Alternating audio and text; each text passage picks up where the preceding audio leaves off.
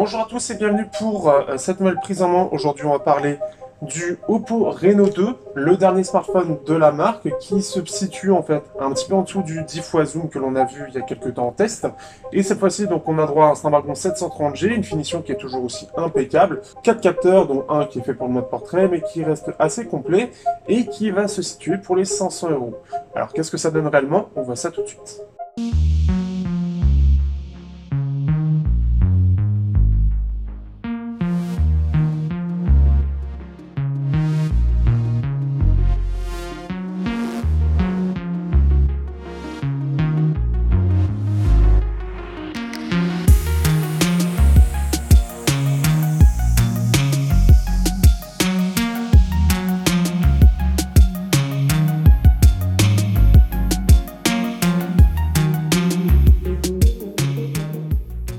Ce qui fait qu'en termes de design, déjà, on reprend quasiment la même chose que le x10 zoom. Forcément, le x10 zoom, sa capacité, c'était surtout d'avoir un capteur qui permettait un zoom x5 réel, optique. Ici, on n'est que sur un zoom x2, mais on a un zoom x20 qui est hybride, même si dans la réalité, c'est un zoom x5 qui est un poil mieux optimisé. Le zoom x20 reste uniquement numérique. On y reviendra pour cette partie-là. On va parler un peu du design tout d'abord. Donc on a le design qui est tout lisse comme on peut le voir, hein, ce qui fait que les capteurs sont sous l'écran et comme le x10 zoom c'est quelque chose que j'apprécie, quelque chose qu'on n'avait pas vu depuis le Honor 9 si je dis pas de bêtises, je pense pas qu'il y avait d'autres smartphones là-dessus, ce qui fait que ça le rend un peu unique de ce point de vue-là. Déjà en termes de design, on a vraiment ce côté sobre, ce côté tout intégré, ce côté tout plat qui est agréable. On a toujours, comme le x10 zoom, ce système de petites billes ici qui va permettre notamment de tout simplement de ne pas rayer ces capteurs que l'on peut voir au nombre de 4, comme on peut voir ici. Ce qui fait que ça c'est une première chose. Et donc ce qui fait que voilà, ça va permettre d'éviter à ce que justement le raye avec cette toute petite bille toute simple. Pour le protéger, vous avez aussi une coque qui est inclue et qui alors fait simili-cuir, mais qui est assez efficace, assez épaisse, donc on sent que ça va résister au choc, mais elle reste moins épaisse que le x10 zoom, donc ce qui fait que globalement ça va être plus appréciable au quotidien parce que ça va faire un peu moins gros. Ça, c'est une première chose. On est toujours sur le côté full screen, puisqu'on a droit à cette petite fonctionnalité d'avoir l'aileron de requin en haut de l'appareil. Alors là, ça ne va pas servir à cacher le flash comme il y avait sur le x10 zoom, mais juste pour ici, la caméra avant, que l'on peut voir ici. Donc ça, c'est toujours sympa. Vous avez toujours cette petite protection quand vous allez le faire chuter. Alors là, comme c'est un peu léger, voilà. Quand on le fait chuter, il va se rétracter pour éviter justement de le casser.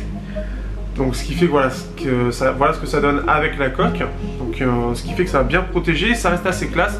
Et ce qui est bien, c'est que c'est un petit peu différent de ce qui nous est proposé dans le commerce. Donc ce qui fait que toujours pour cet écran, on va rester un petit peu dessus, on a un écran qui est 1080p, on a le lecteur d'empreinte en plus de ça qui est inclus. Alors il faut juste le réveiller, voilà, hop. Et voilà, si je le pose correctement. Et ce qui fait qu'il est plutôt fiable de ce point de vue-là. Il est assez rapide, donc vraiment pas grand chose à dire de ce point de vue là, c'est fiable. Pour rester dans le design, on a du hub ici, USB-C bien évidemment, mais surtout comme vous pouvez voir ici quelque chose qui disparaît de plus en plus, le port jack. Ici on en a un qui en plus de ça est qualitatif. Oppo a toujours fait en sorte d'avoir une jack qui soit quand même bien correcte. Ici ils sont allés chercher un AK4376 intégré, donc ce qui fait que c'est plutôt bien, ce qui fait que la qualité sonore est vraiment pas mal, surtout pour le prix, surtout pour la gamme de prix. Donc voilà, pour ceux qui cherchent un jack qui soit tout à fait correct, vous aurez quelque chose de bien. Par contre le haut-parleur, on va pas le tester là, mais ça reste du mono. Là où le x10 zoom c'était un stéréo, mais celui du stéréo était pas ouf. Là on est sur quelque chose qui est tout à fait correct aussi, dans la bonne moyenne. Par rapport à la concurrence, on commence à sentir la différence. On a beaucoup de stéréo aujourd'hui pour à peu près 500-600 €. Là, ça va peut-être manquer un petit peu. La petite chose pour le design pour terminer aussi, c'est que donc on est sur du dual SIM, mais aussi une chose qui tend un peu à disparaître.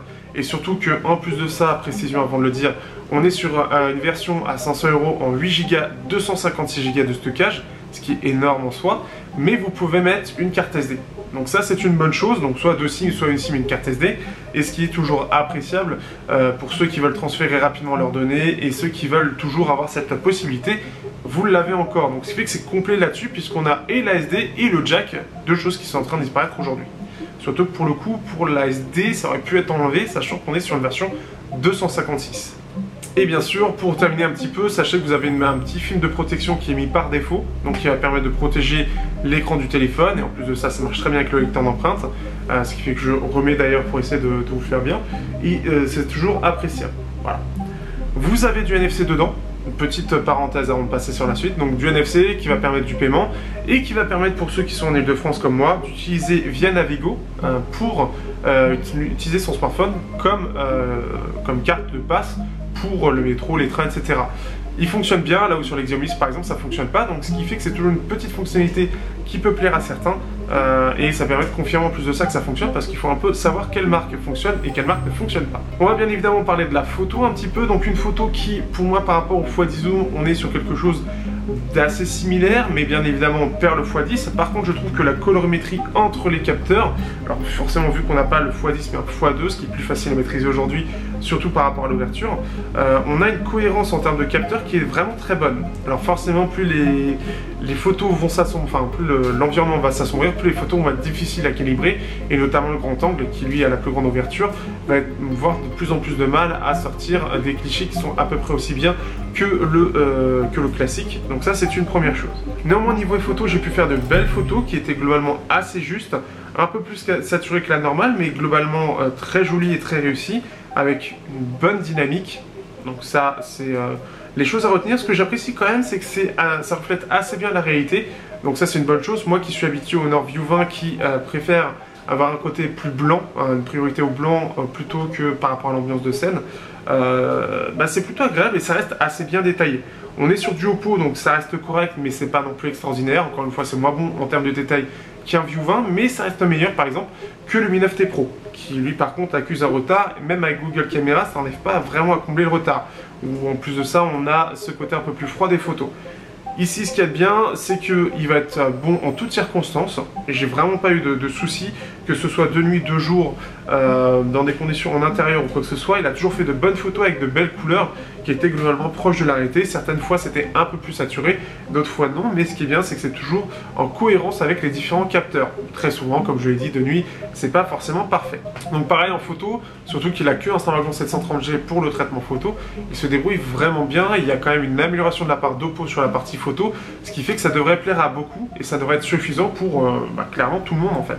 Le x2 est bien maîtrisé, apporte quelque chose par rapport au 48 de base. Vous avez le grand angle qui n'est pas très détaillé mais qui fait plutôt bien le taf. C'est clairement, on est sur du mégapixel donc c'est forcément pas extraordinaire, mais globalement on est sur quelque chose qui est vraiment bon dans l'ensemble. On a en plus de ça, et ça c'est une petite chose qui manquait un petit peu, alors je préfère confirmer, mais si je dis pas de bêtises, on a, petite chose, oui non, on verra ça dans le test complet. On a en plus de ça, voilà, je vais y arriver, le rapport d'image. Quand vous allez dans le rapport d'image, c'est là où vous allez pouvoir gérer la partie pour dire justement ce qui est bon ou pas. Enfin, si vous voulez en 48 en 12, et la résolution vidéo, elle n'est que en 4K30. Il me semblait avoir vu de 60, mais j'ai dû rêver. Donc voilà, 4K30 pour l'instant. Ah voilà, si, c'est ça, non c'est ça. On peut avoir du 1080p 60 fps et du 4K 30 fps. Je confonds avec je ne sais pas quel appareil qui permettait de faire du 60. La petite chose qui peut être sympa, c'est la fonction stabilité optimale qui va permettre d'avoir une stabilité qui va être bien meilleure. Alors je vous avoue que je ne l'ai pas testé. Là en tout cas je peux le voir à l'image. On a quelque chose qui est du côté numérique qui est très fort et ce qui permet d'avoir quelque chose de très stabilisé. Alors par rapport au x10 zoom, il y a une petite différence. Le x10 zoom ne permettait pas de faire avec du grand angle. Il fallait forcément choisir soit grand angle, soit x1, x2. Ici, ce qui est bien avec le Oppo Reno, c'est qu'on peut pendant la vidéo choisir en x2, alors x5, donc ça doit pouvoir passer en x2 optique, mais là c'est un peu trop sombre derrière. Et on peut passer en grand angle. Par contre, le truc, c'est que ce sera forcément, on ne peut pas choisir directement si on passait sur le grand angle ou x1, on va juste enchaîner jusqu'à avoir la bonne optique. Un peu dommage dessus, mais ça s'améliore petit à petit, c'est pas encore parfait. On va parler du dernier point, c'est la puissance. La différence aussi, puisqu'il est un peu en dessous du x10 zoom, c'est qu'il n'embarque que un Snapdragon 730G. En gros, on va se comparer par rapport à un Snapdragon 835. Les performances graphiques, elles, vont être plus aux alentours des Snapdragon 700, donc 1500 frames sur GFX Bench, donc quelque chose de tout à fait correct pour tous les jeux.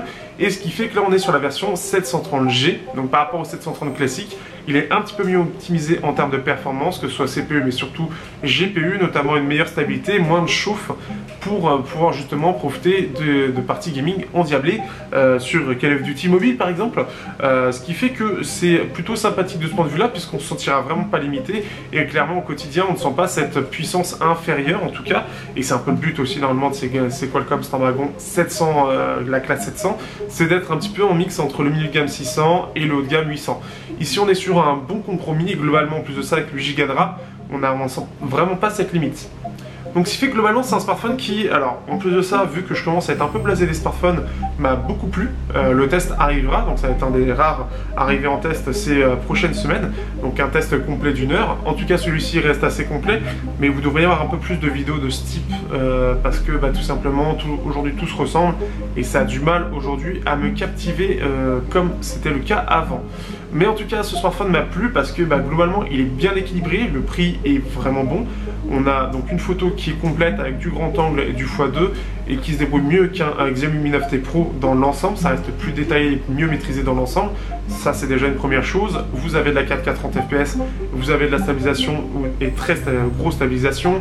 Le full screen qui fait toujours bien évidemment son effet avec le lecteur d'empreintes sur l'écran, le jack qui est présent, la carte SD aussi, on a toutes les bandes, on a le NFC, on a le petit aileron de requin qui fait sa différence face à la concurrence, et le design qui est globalement bien réussi. Donc franchement, après il y aura ColorOS dont on abordera un petit peu, on en parlera un petit peu, mais ce qui fait que globalement c'est quand même un smartphone qui est bien travaillé, qui est bien réussi, qui correspond bien à ce que recherche un peu le marché, et dont le 730, à part pour dire il pas de 855, à part ça, oui, mais qu'est-ce qu'il n'a pas d'autre? Globalement c'est vraiment bien maîtrisé, et clairement c'est un smartphone que je pourrais largement utiliser au quotidien, et alors que pourtant j'ai un Mi 9T Pro, j'ai un Honor View 20, j'ai une Meizu 16e, mais celui-là fait largement l'affaire. Et surtout l'avantage c'est qu'en plus de ça, 8 Go de RAM, 256 Go de stockage, c'est pas demain qu'on sera limité sur cette partie-là. C'est que le 730G, et encore, on va voir combien de temps il va durer, qui pourrait limiter un petit peu, mais voilà, il est équilibré partout, et ça c'est une excellente chose. Pour 500 € en tout cas, il vaut bien le coup, il a son petit coup de cœur, et il a de quoi différencier par rapport à la concurrence. Sur ce, j'espère que vous aurez apprécié cette petite prise en main. On se retrouve pour le test de ce smartphone d'ici normalement une semaine, et on se dit à bientôt pour une prochaine vidéo sur Technologie d'affaires.